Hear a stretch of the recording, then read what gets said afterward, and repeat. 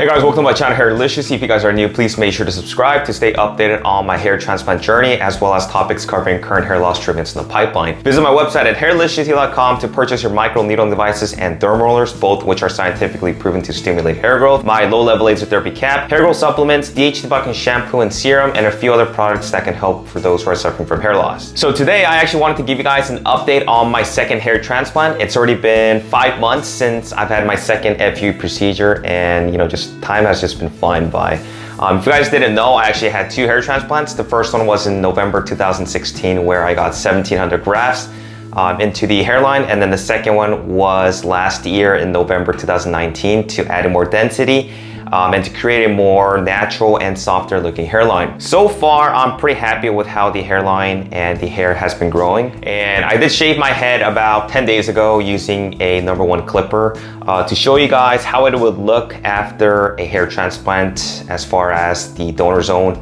and also the donor scars are concerned.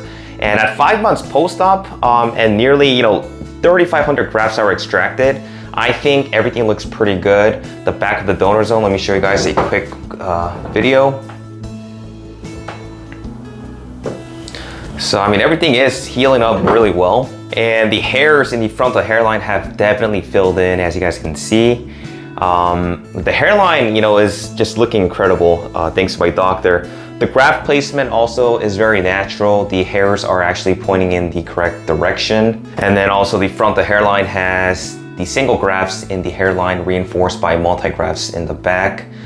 Everything is looking really good. Like I said, some of the areas that were lacking in terms of density as far as the hairline right there are starting to fill in really well too.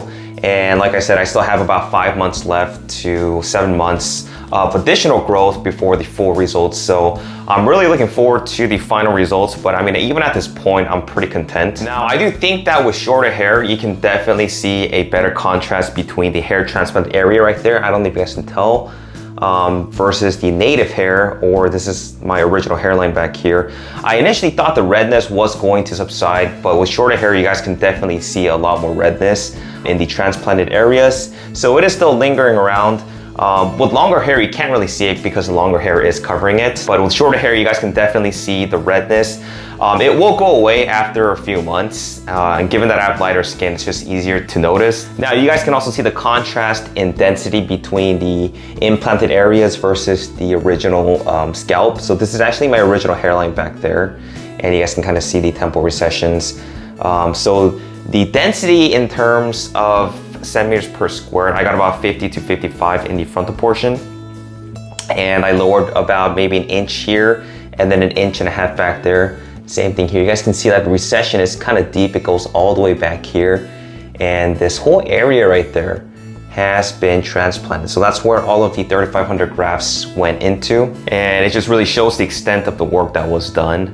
Now, you're never going to be able to achieve the same density that you had. If you achieve about 50% of your original density, you should be able to create an illusion of a full set of hair. That's usually the case if you grow out your hair longer, but you can tell that, definitely you're not going to get the hairline that you had before, or also the density, which is okay because for the most part, they are not going to notice that I even had a hair transplant. If you look at a distance here, most people are not going to notice that I had any type of restoration done to my hair. The other thing was that some of you guys were saying that I wasted my donor hair solely for the hairline, but I think the results speak for itself, and I'm pretty content with how the hairline and the overall results came out. The hairline design is a little bit more aggressive, and it's not going to be suitable for everybody, especially those who are suffering from moderate to severe form of hair loss. But after consulting with my doctor, he felt that it would be reasonable given that I'm not experiencing from crazy hair loss. And being that I am on finasteride, minoxidil, and different types of hair loss treatment regimens, at this point it can be risky, but I don't see myself, or I don't foresee myself, suffering from a more extensive type of hair loss, as long as I'm going to keep up with my maintenance and make sure that I take my 5-alpha reductase, as well as other types of secondary treatment. Now, as far as my hair loss treatment regimen, I have actually decided to take 0.5 milligram of finasteride once a day instead of the 1 milligram.